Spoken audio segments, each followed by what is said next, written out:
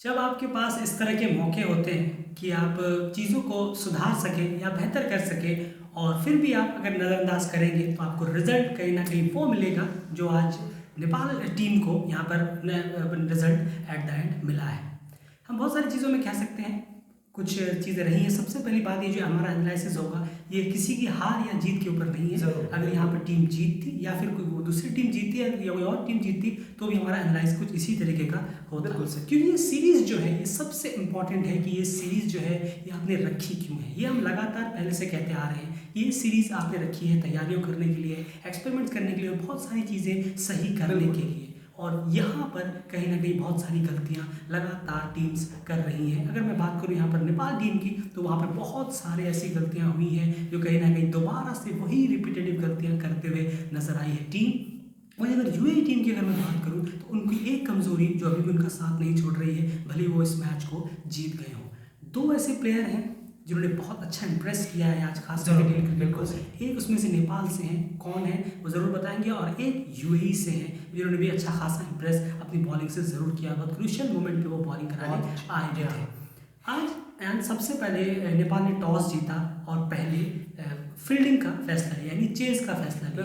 कहीं ना कहीं ये क्लियर एक और ब्लंडर हुआ है कैप्टनसी में। हम कह सकते हैं कि आपके पास मौका था, आपने टॉस जीता और उसके बाद फिर आपने यहाँ पर आप ट्राई कर सकते। हमने पहले ही कहा था, हमने मैच में पहले ही कहा था कि आप हर टीम्स को और ट्राई करना चाहिए। आपको यहाँ पर टॉस जीतकर पहले बैटिंग लेनी चाहिए थी, भले रिजल्ट कुछ भी होता तो आपके पास एक और अपने टीम को जो है परखने का एक मौका होता। क्या कहेंगे आप? सबसे पहले बात टॉस की कर ली जाए। नहीं, बिल्कुल बिल्कुल सही कहा आपने। देखिए, टॉस जीत के उसके बाद उसको यहाँ पर पहले उनको बैटिंग लेनी चाहिए थी। इस बार अलग मोमेंटम था, पहला मैच आप जीत के आए हैं और कहीं ना कहीं ऐसा होता है कि आने वाले तीसरे मैच में कुछ लोग कई लोग कहेंगे कि तीसरा मैच अभी भी है, वहाँ पर हम देखेंगे, वहाँ पर हम ट्राई करेंगे इस चीज़ को। तो ये गलत है, आपको अभी ट्राई करना चाहिए था। आप आज टॉस जीते हैं, परसों नहीं जीते हैं, आज टॉस जीते हैं, आज आप ट्राई करते। अगर आपसे नहीं हो पाता, आप हार जाते डिफेंड करते हुए, तो फिर आप वापस से चेस करते हुए कहीं ना कहीं उस चीज़ पे आप वापस ट्रैक पे आ जाते कहीं ना कहीं। लेकिन आज जो गलती हुई है बहुत ही ज़्यादा, कैप्टनसी में कहना होगा बहुत ही बड़ा ब्लंडर हुआ है। अगर देखा जाए, खुद आगे आना चाहिए, डिफ़िकल्टीज लेनी चाहिए, खुद सामने से आए लेके चैलेंज खुद लेना चाहिए। बहुत अच्छी सीरीज रखवाई है चैलेंज लेने के लिए, ना कि बस खेलो और निकल जाओ यहाँ से। बिल्कुल, जैसे कि अब मैं आपको एक छोटा सा एग्जांपल दे दूं। अगर आप इस मैच में टॉस जीतकर पहले बैटिंग लेते तो आपको पता, भले आप हार जाते लेकिन आपको पता चल जाता कि कहाँ पे खामियां हो रही हैं हमें डिफेंड करने में, तो आप उसे अगले मैच में ठीक कर सकते थे। आपके पास एक मैच होता, लेकिन अब अगर आप तीसरे मैच में उसे ठीक करने का अगर आप सोचेंगे हम पहले बैटिंग ले लेते हैं और अगर आप हार गए तो फिर आपको कैसे पता चलेगा कि आप क्या खामियां आपको पता चलेगी, लेकिन ठीक कब करेंगे आप? क्योंकि उसके बाद तो मैच ही नहीं है, उसके बाद आपको सीधा ग्लोबल क्वालिफायर्स के मैचेस खेलने हैं। ये एक सबसे बड़ा ब्लंडर जरूर हुआ है। चलिए बात करते हैं यूएई की बैटिंग की। बेहतरीन एग्रेसिवनेस उन्होंने आज बैटिंग में दिखाई है, जबरदस्त एग्रेशन जो टी20 क्रिकेट में चाहिए कहीं ना कहीं, और जो बहुत ज़रूरी होता है आजकल के दौर में क्रिकेट में। और इसी तरह का एग्रेशन आपको बड़े बड़े टूर्नामेंट्स भी खिलवाता है। कहीं ना कहीं यूएई ने शानदार बैटिंग करी है, खास करके टॉप से लेकर नीचे तक। कोई भी बैट्समैन ने थोड़ी देर की भी स्लोनेस नहीं दिखाई और आए और रन मारना, चौके छक्के लगाना चालू कर दिया। बिल्कुल, और शानदार बैटिंग हुई है आज यूएई के बैट्समैन की तरफ से। चिराग सूरी हो, रोहन मुस्तफ़ा, और ज़बरदस्त बैटिंग दिखाई है। एग्रेसिवनेस, डाउन द ग्राउंड आके चार्ज करना बॉलर्स पे, हर तरीके की बैटिंग देखने को मिली है। और कहीं ना कहीं कहना होगा कि बॉलर्स की पोल खुलती जा रही है नेपाल के लिए। यहाँ पर मैं एक सेकंड आपको रोकना चाहूँगा। डेली क्रिकेट ने पहले ही कल के मैच पोस्ट मैच एनालिसिस में आपके सामने कहा था नेपाल की बॉलिंग अच्छी नहीं थी, ओमान की बैटिंग बहुत ज़्यादा खराब थी, बहुत ज़्यादा वीक थी।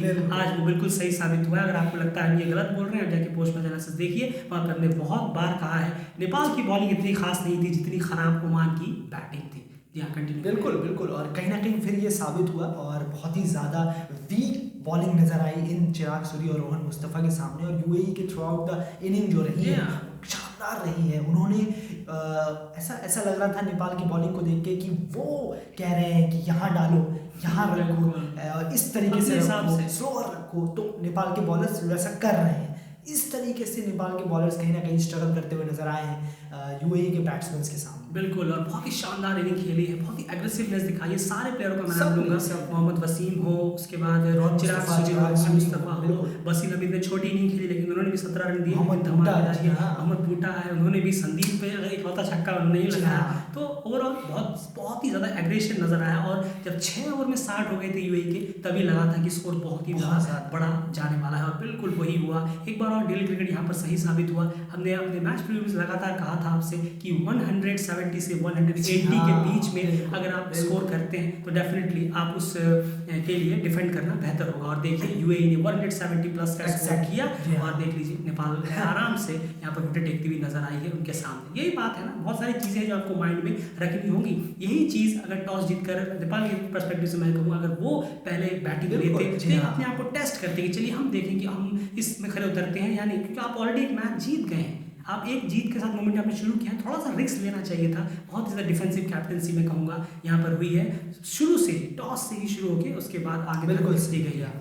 बॉलिंग डिपार्टमेंट में बात करूं, लगातार आयान हमने ये हर बार कहा है अपने वीडियोस में पहले भी कि सेकंड विकेट टेकर स्पिनर अभी भी नेपाल टीम के पास नहीं नजर आता। वो खामियां क्लियर नजर आ रही है। 2 मैचों में क्लियर पोल खुल गई है कि संदीप के अलावा wicket taking option spin department में स्पेशलिस्ट स्पिनर की मैं बात कर रहा हूँ, अभी भी नजर नहीं आ रहा। कोई नहीं है। देखिए हमने साहब आलम को ट्राई कर लिया नेपाल ने, उसके बाद सागर ढकेल को ट्राई कर लिया नेपाल ने, पर कोई भी ऑप्शन नहीं मिल रहा है। कि अब लगता है तीसरे मैच में कुशल मल्ला को भी मौका मिल सकता है कि वो भी लेफ्ट आर्म स्पिनर है, उनको भी खिलाया जा सकता है कहीं ना कहीं।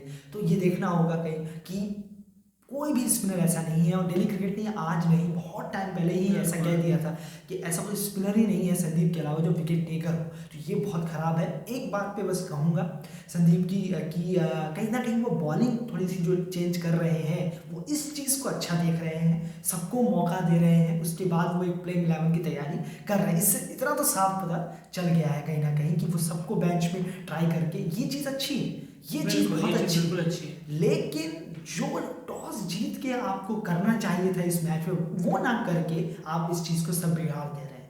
वो बहुत बड़ी गलती कर रहे हैं। वापस से वहीं आऊँगा, लेकिन सबको मौका दे रहे हैं खिलाने का। बेंच स्ट्रेंथ में जो भी प्लेयर है उनको खिला रहे हैं, ये बहुत अच्छा कर रहे हैं। जो फैंस नाराज़ हैं, इसको थोड़ा समझने की कोशिश करिए कि आपके क्वालिफायर के लिए ही वो कर रहे हैं, ना कि खुद के पर्सनल गेम के लिए। इस चीज़ को जो बेंच स्ट्रेंथ को खिला रहे हैं, सिर्फ इसकी बात कर रहा हूँ मैं, और किसी चीज़ की।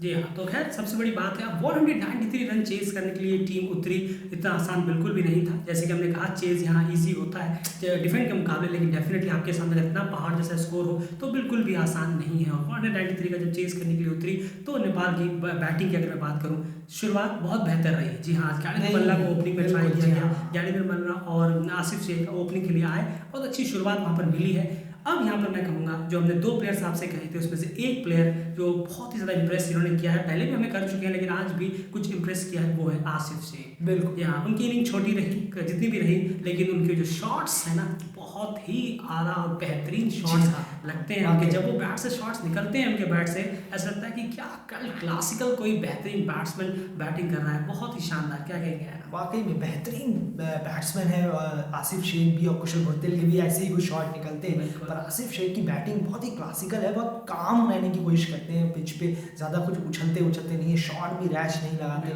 कवर ड्राइव बेहतरीन मारी थी उन्होंने, पीछे हुए हल्का बैकफुट पे और कवर की तरफ पुश कर दिया, शानदार शॉट था, वो वाकई बेहतरीन खेल रहे थे। बिल्कुल, तो जैसे कि मैंने बात कहा कि पावर प्ले में ही शुरुआत बेहतर हुई, शुरू की 2-3 ओवर बेहतर गए, लेकिन पावर प्ले में वो स्कोर नहीं हुआ जिस तरह का रिक्वायरमेंट चाहिए था। उसके बाद धीरे धीरे माउंटेन जो बढ़ता चला गया, दीपेंद्र सिंह यारी इंक्लूड हुए, उन्होंने आज भी परफॉर्म किया। जी हाँ, ये कह सकते हैं कि रेगुलर जो फॉर्म में है दीपेंद्र सिंह यारी को लगातार टीम के लिए परफॉर्म जरूर कर रहे हैं।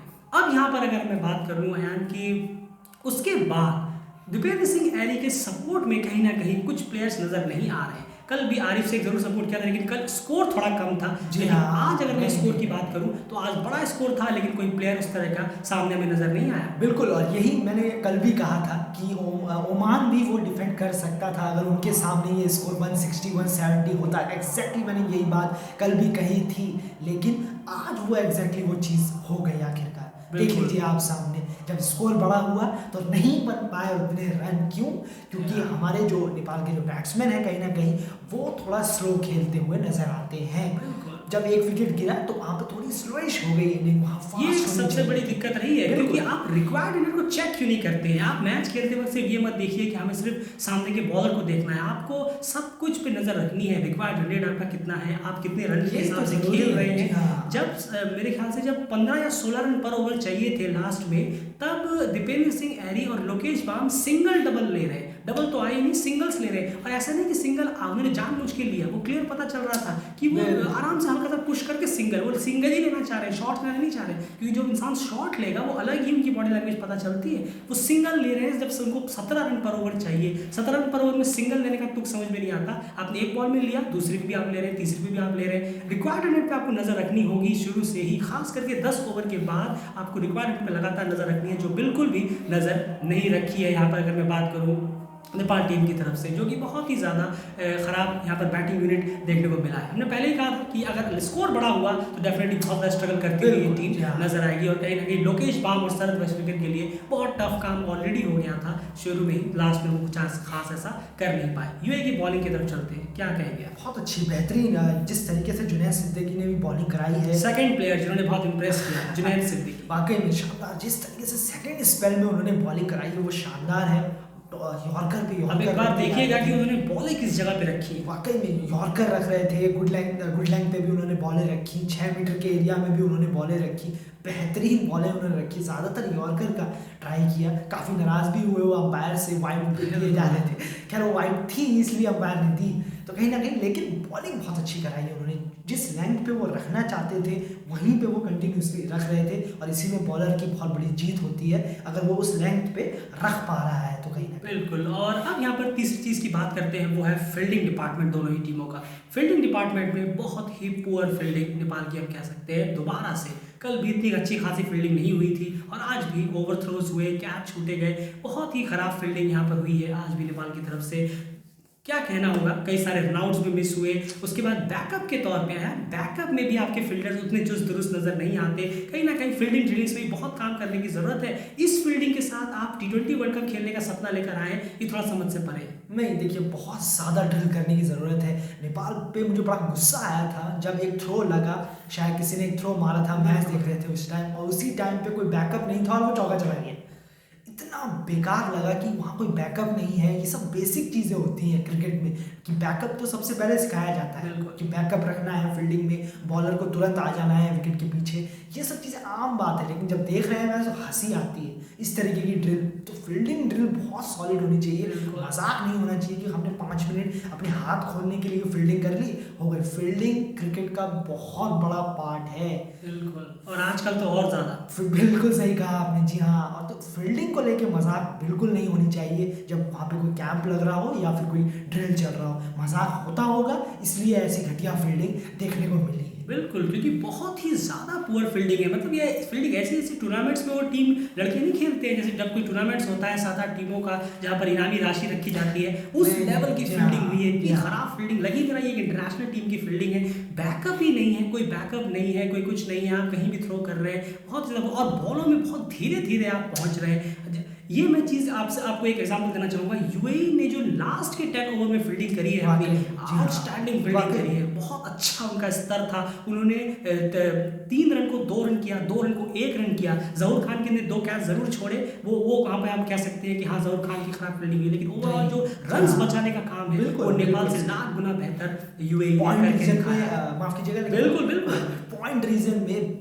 2 शानदार जो रन बचाए हैं, सेव किया है, इतनी तेज बॉल का जबरदस्त वहाँ पे रन सेव किया। वो ना वो क्लियरली वहाँ से 8 रन आने थे लेकिन नहीं आए। तो इसी देख लीजिए फील्डिंग कितनी इंपॉर्टेंट होती है मैच में।